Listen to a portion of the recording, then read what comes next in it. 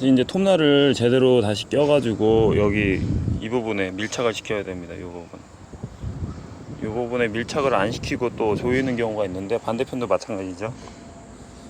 이 부분, 이 테두리까지 이 톱날이 올라가야 됩니다. 요 부분까지 다 올라갔는지 확인을 하고, 이제 이 부분을 이렇게 조여줘야 됩니다. 이쪽으로, 시계 방향으로. 이렇게 이제 텐션을 줘야지 나중에 풀리지가 않아요. 풀리지도 않고 직진도도 잘 나오고 이렇게 되겠죠. 근데 너무 또 세게 하면 끊어지니까 적당히 이렇게 손가락으로 이렇게 했을 때 어느 정도 탄성이 있을 정도로 해줘야 됩니다. 그러면 이제 뭐 안 되게 되면은, 너무 세게 해버리면은 기기만 망가지고 톱날 또 사야 돼요.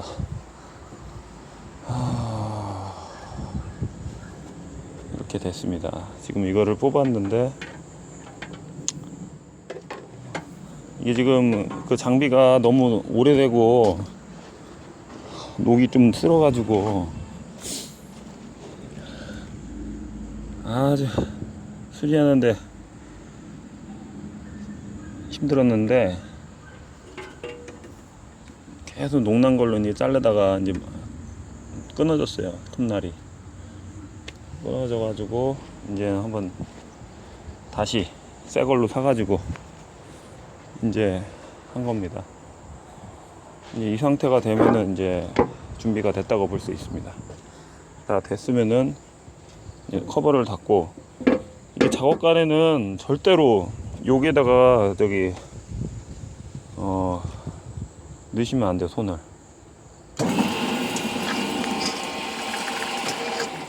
내려가는 속도는 이제 너무 빨리 내려가면은 약간 조금 이거를 이게 좀 조여줘야 돼요. 이거를 이게 그냥 내려가면 톱날만 또 망가지기 때문에 적정한 속도가 되는지. 지금 천천히 내려가죠. 지금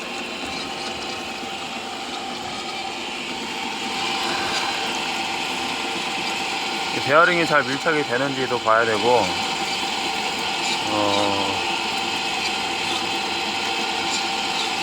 하여튼 손은 절대로 톱날이 끊어지고 기기가 망가지더라도 절대로 손은 대지 않는다.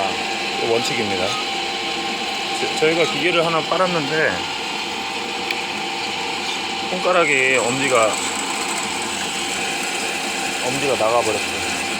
엄지가 절단이 돼가지고, 참 이게 애매한 게, 이게 내가 잘못한 것도 아닌데 내가 왜 죄송한가 이런 생각도 들고,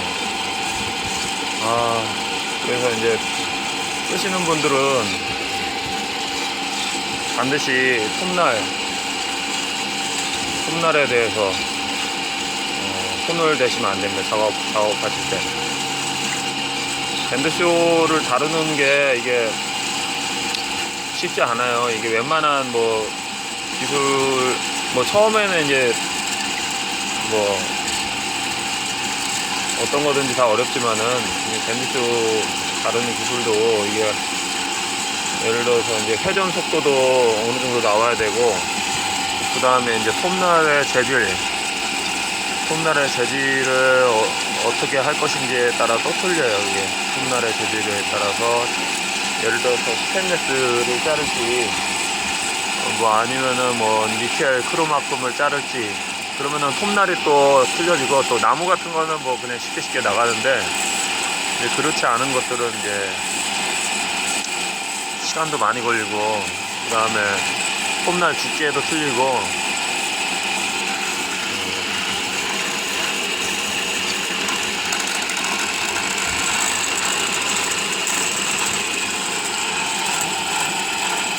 이게 톱날을 또 내려가는 속도도 또 중요해요. 너무 천천히 내리면은 이게 안 잘리는 것 같고, 너무 빨리 내리면은 이게 기계가 톱날만 상하는 것 같고, 그래서 적당한 그 톱날 속도를 체크해가지고 절단을 해야 돼요. 예를 들어서 이제 다이얼에 보시면은 다이얼을 보시면 1표시가 있는데 이거를 이제 알고선 체크를 해놓고선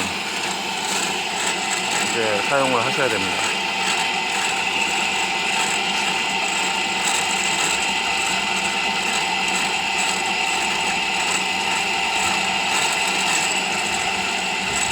원래 같으면은 사실 뭐 이렇게 천천히 자르지 않아요. 근데 이제 전어 같은 경우는 이게 새 거를 바로 꼈는데 또 몇 번 쓰지도 못하고 또 다음번에 팔 때 소비자들이 이거를 시운전 해달라고 하면은 뭐 잘라가지고 보여드려야 되는데 잘 잘리지도 않고 그러면은 뭐 안 타시겠죠? 아, 그래도 이건 너무 느리네. 적당히 속도를 좀 올려보겠습니다. 올릴 때도 뭐 이거 다이얼을 팍 내리면은 뭐 별로 안 되겠죠?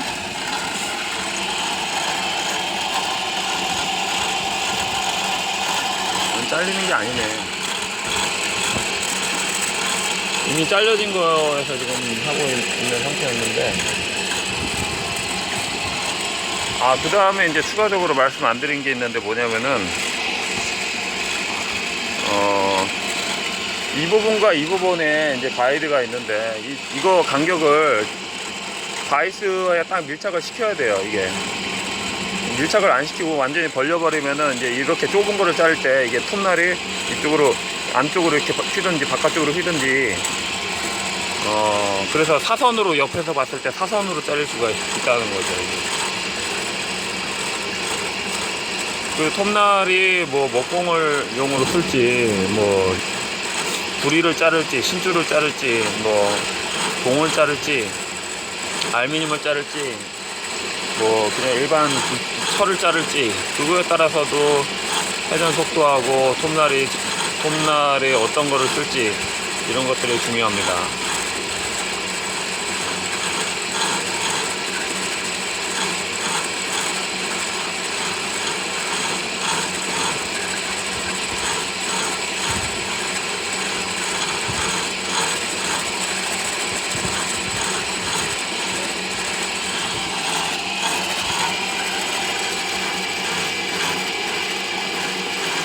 서서히 잘리고 있습니다.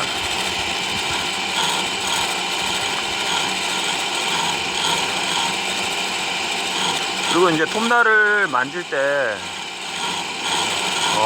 장갑을 끼고서 이제 톱날을 만져버리게 되면은 절대로 만져서는 안 되고 전기를 다 내려야 됩니다. 이제 전기를 내리고 톱날을 하지 않게 되면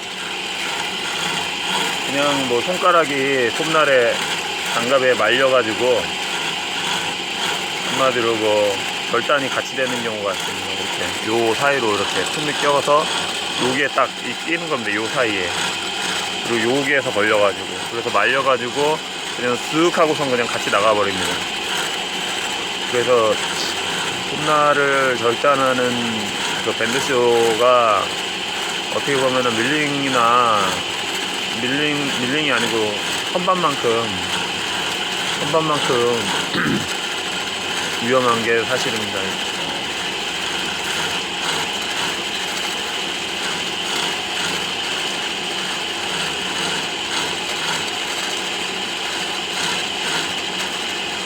밴드쇼는 고속절단기 원형 토끼개하고 좀 차원이 틀립니다. 왜 그러냐면은 이제 원형 토끼개는 이제 누르면은 고속절단이 되게끔 만든 건데 이건 밴드쇼는 이제 그 원형 토끼개하고 근본적인 성격이 좀 틀리게 나왔다고 보시면 됩니다. 그 원형 토끼개는 고속용이고 그리고 원형 토끼개 톱날의 자체가 좀 뭐랄까 철판 자체가 두꺼워요. 뭐 한 4T, 3T 뭐 이 정도 되는데 이거는 겨우 고작 해봐야 뭐 0.9T, 1.2T 뭐 이 정도밖에 안 됩니다.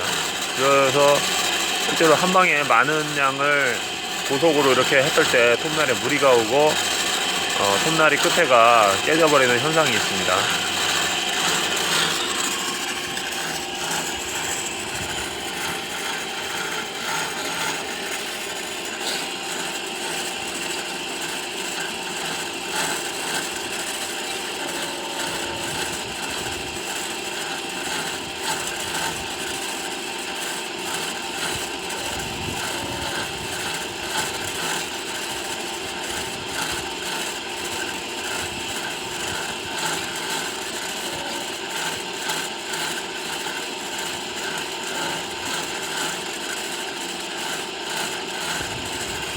좀 더 세게 먹이면은 뭐 물론 좀 빨리 나가긴 하겠지만 결코 톱날에 좋지가 않습니다. 톱날에 적당한 회전 속도하고 그 다음에 적당하게 내려가는 속도하고 그 다음에 부하를 최대한 안 받으면서 정상적으로 절단이 될 때가 기계적으로 그냥 무리도 없고 톱날의 수명이 오래 갑니다. 이거를 예를 들어서 모르시는 분들은 우리께 이거 왜 이렇게 느리냐, 기계가 이상한 것 같다, 또 그런 얘기도 할 수 있는데 그건 밴드쇼의 특성에 대해서 잘 모르시기 때문에 그런 겁니다. 밴드쇼 자체가 속도가 빠른 기계가 아닙니다. 속도를 빠르게 하려면은 실제로는 크기가 300짜리가 아니고 한 700에서 800파이, 한 1000파이 이상 잘라야 되는 그 기계, 1000파이 이상 잘라야 되는 기계가 실제로 속도가 빠릅니다. 그런 거는 이제 톱날 자체도, 밴드쇼 톱날 자체도 엄청 크고 가격도 비싸고요.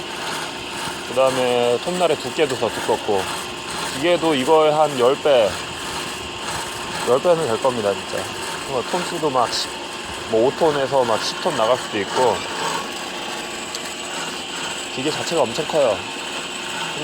톱날이 큰 경우는 엄청 큽니다. 지금 절사규를 원래 들어가야 됩니다, 이 안에.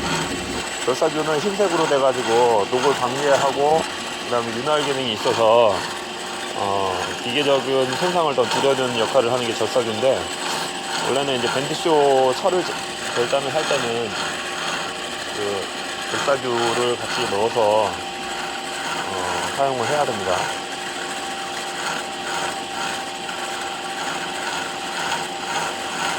이따가는 절사규나 한 통 사가지고 해야 되겠어요. 뭐 쓸 때마다 이게 물 맞으니까 아무래도 기계가 기계처럼 보이지가 않네요. 그냥 물 넣고 자르는 느낌밖에 안 들어가지고 별로 안 좋은 것 같습니다.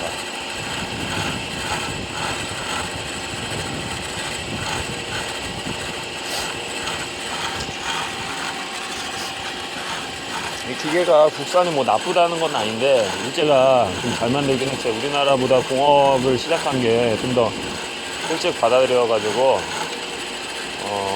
기계가 오래됐지만은 굉장히 잘 만들었어요. 그래서 이제 제가 수리비도 이게 막 50만원 이상 나왔는데 뭐 전기까지 막 다 딱 붙어가지고 밸브까지 다 갖춰버리고 해가지고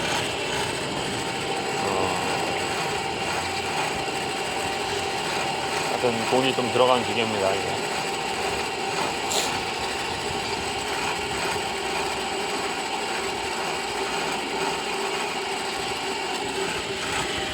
잘리는데 시간이 너무 오래 걸리는데 또 그렇다고 또 톱날이 이게 금방 상할 것 같아가지고 또 톱날 새 거거든요. 이거 하나에 5만원 줬어요. 5만원 준 거를 갖고선 뭐 하려니 아까워가지고 안 되겠어요.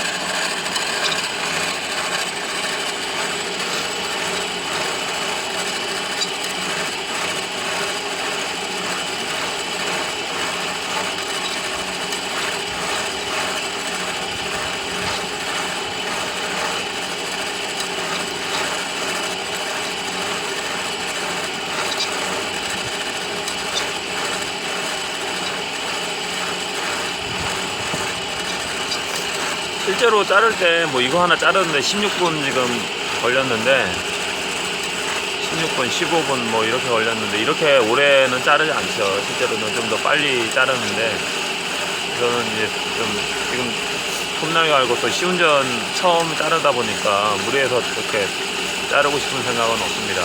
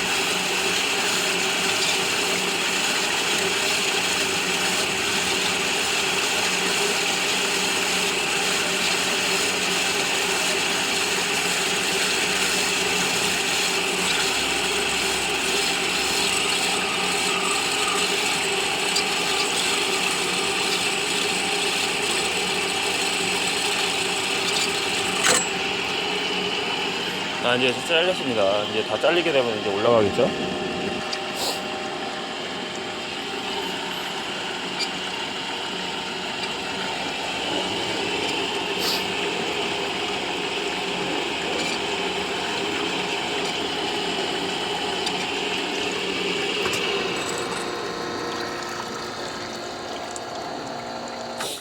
어떤 기계든지 많이 써줘야 됩니다. 잘 한번 보겠습니다.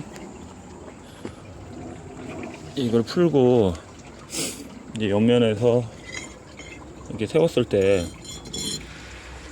직각도가 잘 나와야 되는데 직각도가 처음에 좀 잘못 잘라가지고 안 나오는 것 같은데 이 정도면은 뭐 그냥 괜찮은 것 같습니다.